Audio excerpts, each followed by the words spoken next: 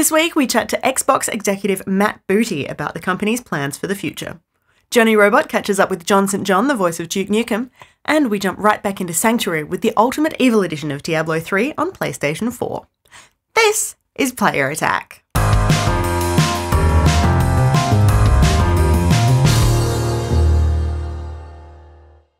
Hi, I'm Jessica Citizen, and this week Valve finds itself in front of the Australian Federal Court. It's being sued by the Australian Competition and Consumer Commission over the company's refund policies. Turns out that even though Valve does not have a physical presence in Australia, it's still bound by local consumer law, and that law spells out that retailers and manufacturers must provide remedies to Australian customers if a product is not of acceptable quality. These guarantees cannot be excluded, restricted, or modified, so Valve's claim that Steam's games are exempt is a pretty serious breach of Australian consumer law, and the consumer watchdog's taken the matter to court in the hope that it will prevent other online retailers from claiming the same.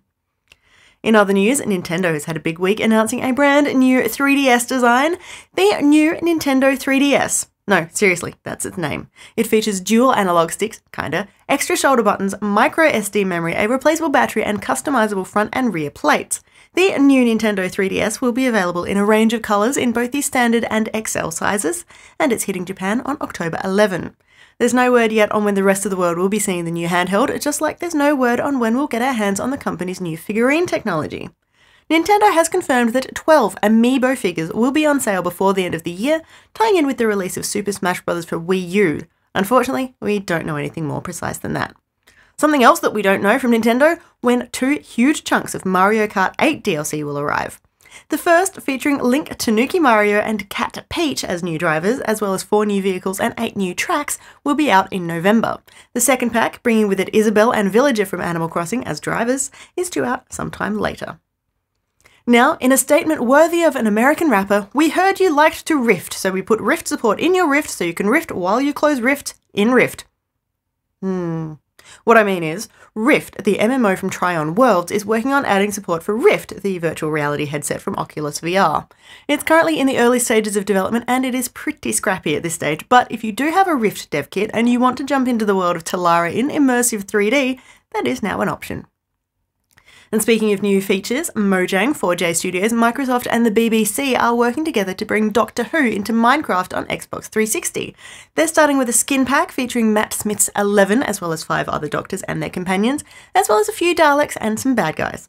We're told the new character skins will draw on the 50-year history of the series, so chances are your favourites will be included in due time.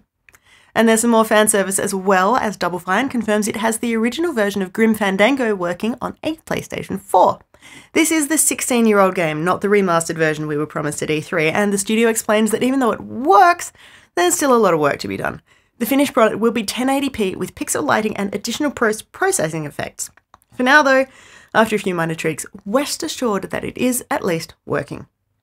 A little bruising news, EA Sports has released the second free content update for EA Sports UFC, bringing 3 new fighters to the roster. Oh, this fight's over!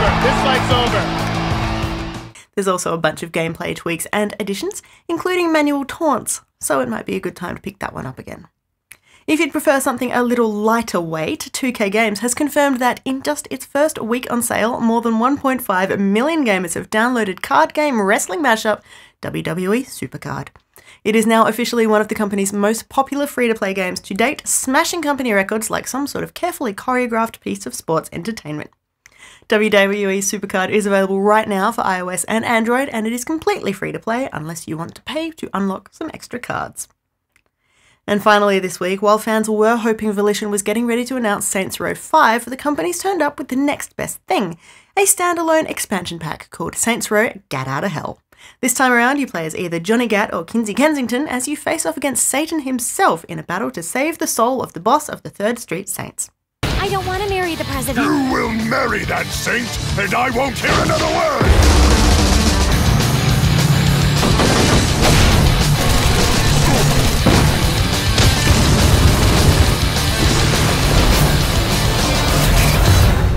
PS4 and Xbox One gamers, take note, Gat Outta Hell is timed to coincide with the launch of Saints Row 4 Re-Elected, so you should be able to get amongst this one regardless of your platform choice when everything launches in January 2015. For more information on any of these stories or to keep up to date with the latest gaming news, head to playerattack.com. But for now, stick around, got plenty more still to come.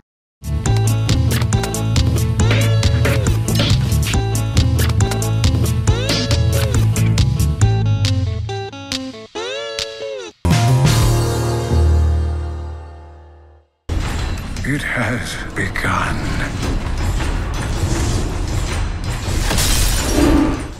I'll let you in on a bit of a secret. No matter what the PC fans say, Diablo 3 is a perfect fit for consoles, and the Ultimate Evil Edition really does live up to the hype.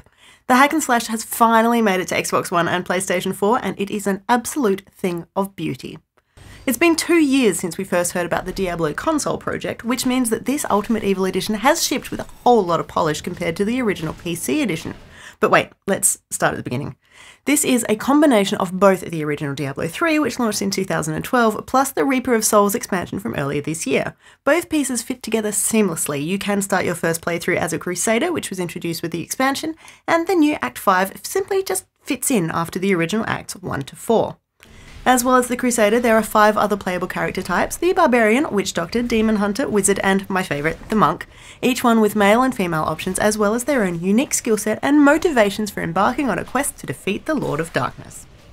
Whether you like to play ranged or melee characters, you will find the right one for you. Feel free to try out each one until you get to the one you like.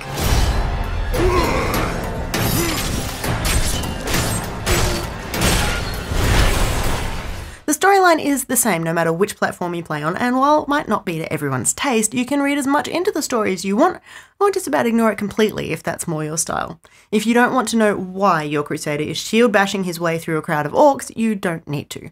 But if you are the sort of person who likes details, there is a wealth of information laid out through conversations, cutscenes, the detailed bestiary, and in-game books and letters to help you discover on your travels. After you finish the game the first time, if you can put off the desire to play through again with a different character class, you are able to check out Adventure Mode. The entire game map is unlocked and laid out ahead of you.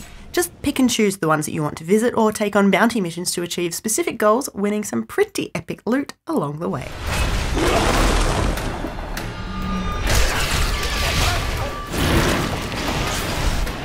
For fans of the franchise, just think back to the massive jump that was Reaper of Souls after vanilla of Diablo 3. The changes to the UI, the graphical updates, the streamlining of health potions, the Ultimate Evil Edition is another jump of that size. The development team has obviously thought long and hard about how best to translate the traditional keyboard and mouse controls onto the new generation of console controllers. While it's not quite a seamless transition, they certainly got more things right than they did wrong. Whether you've played Reaper of Souls on PC or not, it won't take you long to get used to the console control scheme. Obviously, the most important thing to know is that, on the PS4 at least, X is your attack button, and it's also useful to know that left bumper deals your health potions. With those two figured out, you're pretty much good to go. No, really. Your skills are mapped to the controller's face buttons, so they're easier to access than trying to remember hotkeys, and just like in the PC version, there is still the delicious frustration of trying to pick the perfect skill combination to enact maximum damage.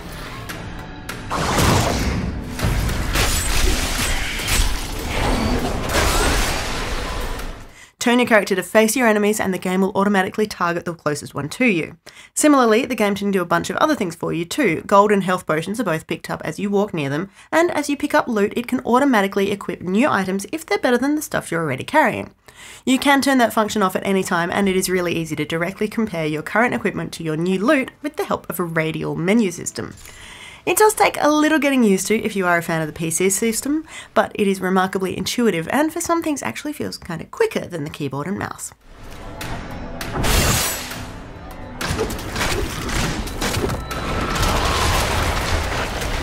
At this stage, I have kept my Diablo 3 adventuring to a purely solo affair, running around Sanctuary with my monk and dispatching bad guys on my lonesome. But as people are quick to point out, I am missing out on a whole lot of multiplayer fun. Co-op is available with up to 4 characters, with the game automatically level boosting the lower ranked ones, so you don't need to worry about finding partners who are at the same level of experience as you.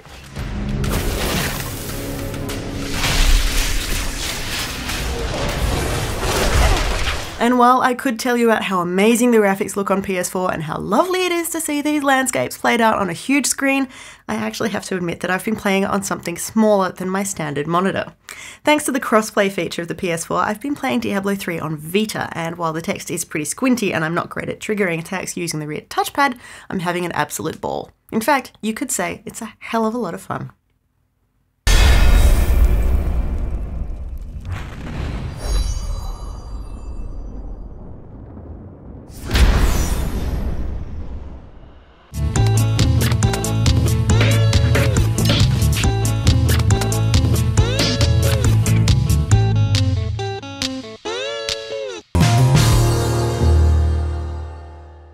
Now, you guys started off E3 with a bit of a bang this year. The pre-show press conference, you guys just went, you know what? We don't want to bore you with stats and numbers and figures and boring stuff. We're just going to go games, games, games, games, games.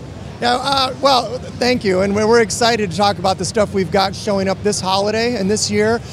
We've got a lot of exclusives. You know, we showed the Halo Master Chief Collection. Just a fantastic value for gamers. All 4 Halos, a new reimagined 60 frames per second up-res version of Halo 2, the linear series, Halo Nightfall, in conjunction with director Ridley Scott, and then, to sort of top it all off, the beta for the Halo Guardians multiplayer. So that's an amazing amount of Halo. And then we've also got a bunch of other exclusives that are going to be playable this holiday, this year. Sunset Overdrive that we're working on with Insomniac, and then I think behind me you can see Forza Horizon 2, the next installment in the Forza franchise. Just a fantastic game, open world driving. We've added weather, so some really cool rain and water effects, and then also day and night. A lot more social options. We showed off Fable beta, and then I don't know if you caught, we have a game called Ori and the Blind Forest, a real moody, atmospheric game, really well crafted. So we're excited about our lineup for holiday. We've got a bunch of exclusives. It's just a great time for Xbox One.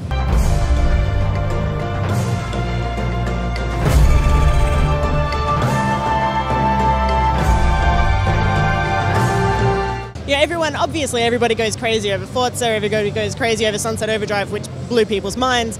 But then the little games like Ori and the ID at Xbox games, everyone was just, it was so great to see people so responsive. And thank you guys for supporting the independent developers. Well, thank you. Yeah, we are excited, and just personally, I've been a little amazed at how much momentum that program has already. You know, we're just barely into this console generation, and we started the ID at Xbox program fairly recently. We've had literally thousands of developers get in touch with us. We're engaged with hundreds of developers to bring games, and we'll have a lot of games from that program this holiday. And it's some cool stuff, right? Some of things like Cuphead was a neat little game that has a really cool art style, kind of a throwback. And then also some really innovative stuff in there with Connect, and just, you know, in smaller developers really taking advantage of the power of the platform that we offer to them. So it was some neat stuff. I'm excited about it.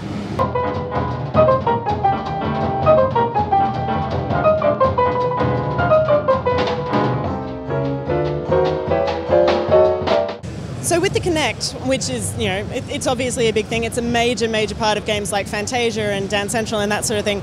When it was first being discussed back before the release for Xbox 360, was there ever any idea that one day there might be a game that would be completely controlled just by motion controls? Yeah, that's a great question. I mean, I think Connect is a great example of the innovation that we really are dedicated to as part of the whole Xbox program. You know, it's our mission with Xbox One to deliver a decade of value.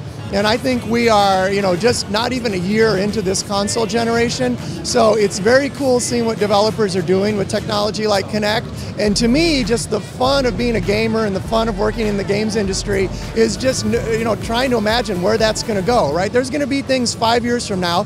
You know, hopefully we can sit down 5 years and maybe, you know, at this same show. And I think we're going to be blown away by what's out there. I mean, every year there's just more continuous improvement. You know, on a small scale at Xbox, we've really been focusing on doing these monthly updates and trying to come out with things. You know, we just announced sort of nuts and bolts stuff. We've got the ability to add external storage to your Xbox One.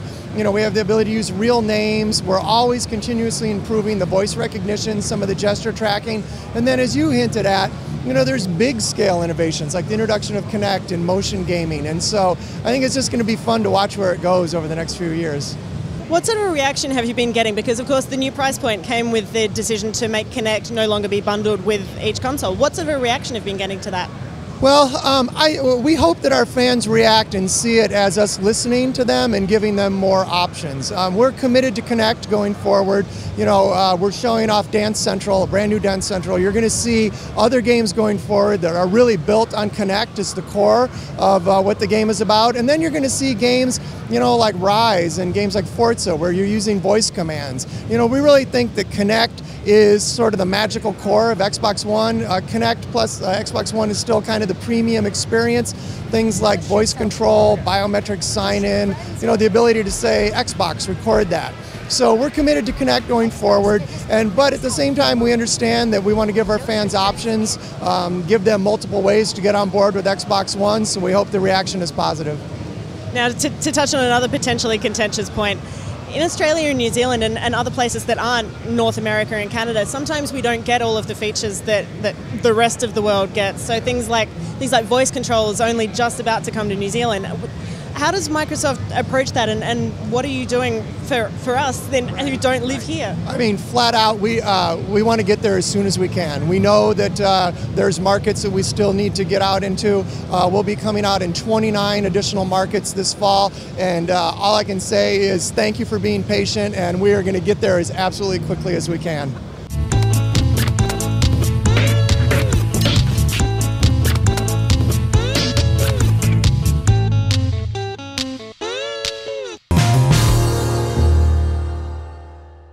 You're Duke. There's no messing around. You are Duke Nukem. Were you waiting as long as the rest of us are waiting to get that sweet paycheck to become Duke again? Oh, you know, I didn't even really give any thought to the Duke Nukem Forever game. I had forgotten about it for years. I was busy doing other things, didn't even consider it, until one day, what's her name? Kristen Haglund from Triptych Software called me in my studio, and I answered the phone, and she goes, "Hey, it's a cold day in hell." And I said, "I beg your pardon?" She goes, "We're doing another Duke game." I went, "It's about damn time." But no, I wasn't waiting, you know, on pins and needles for that game to come out. I figured it never would. So I was pleasantly surprised when it happened. How about I interview you a little bit now? You know, what kind of voice do you use for pillow talk in bed with women to really turn them on? First, I swallow some sand. I drink some pretty cheap whiskey. And then I cough a lot and just growl at them. So voice work, how did you fall into such a gig? How does one fall into anything? I think it was a big open pit. I stumbled upon it. Somebody heard me screaming and went, "Wow, you'd be a great voice actor." That is probably the best answer I've heard. Way better than acting school and wanting to do it. Oh, screw acting school. That's for losers. Accidental injury, the way to go? Accidental injury is always the way. If you can break a bone on your way down, that's the way to fall into voice acting. Definitely. And compensation payout. Exactly, yes. Lawsuits. I'll just interview myself. I've been asked many times if women like it when I do the Duke voice in bed, and I reply to fans that women don't know who Duke Nukem is. Women in my age group, they've never heard of Duke Nukem. If I go, "Oh baby, you're hot," they're like, "Why are you talking like that?" What does Jon St. John do when he's not being Duke? Can I say this on camera? No. Well, I have many hobbies. How many of them are not illegal in 51 states? One, maybe. But no, I'm busy doing commercials and infomercial work, and I do theme park character voices as well. If you've ever heard of Legoland or Dollywood or Silver Dollar City in Branson, Missouri, I do voices for rides and attractions, that kind of stuff. I do radio and TV imaging. Yeah. So basically, in America, you're a big shot. I'm a voice whore, basically. I'll say anything for money. You give Jennifer Hale a run for her money? I certainly would. Absolutely. There's actually only one thing I don't do, and a lot of fans don't care to hear this, but I'm going to share it anyway. I will not do any voiceovers for gun and knife shows, because I don't know how much you know about what's going on in America, but gun control is out of control. So I cannot, in good conscience, promote people taking their children to gun and knife shows. I just don't believe in it. But other than that, I'm a voice whore, and I'll record anything you want for money. Oh, yeah. So some scruples, but the money's good. Exactly, yes. Right. So what video games do you play? I mainly play lifestyle simulators like My First Boyfriend, Pony Express. What would you say then, other than Duke, is your favorite voice to do, or act, or persona? Duke is my favorite voice. It's the easiest to do. I could talk like this all day, every day for the rest of my life with no issues. Granny panties or thongs? Oh, the panties, hands down. Yeah. Pull off the better. Yeah. John, Sir. I know you don't want to talk about this. I don't? Probably not, but we're going to bring it up anyway. Bring it up. What's fuzzy, dead, and has your voice?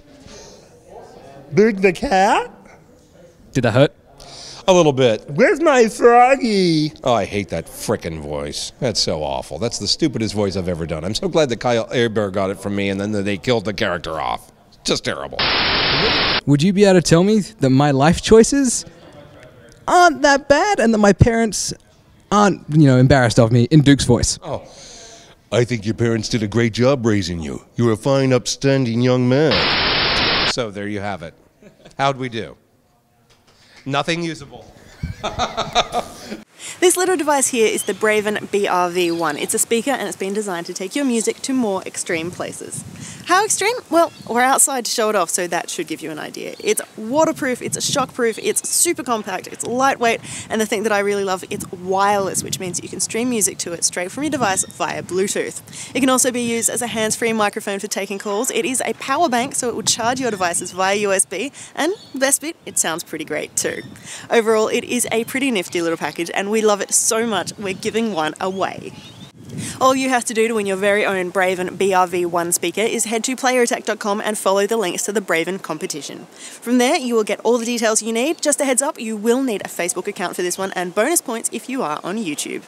The competition is open to everyone in Australia and New Zealand and runs all the way up until October 3, with the winner announced on Player Attack shortly after. For the full terms and conditions, see playerattack.com. So, Braven have made a really big deal about how rugged and indestructible this speaker is. We've decided to put it to the test. This is the Player Attack Team Hilux. This is a Braven BRV1. We are about to completely void the warranty. Don't try this one at home, folks.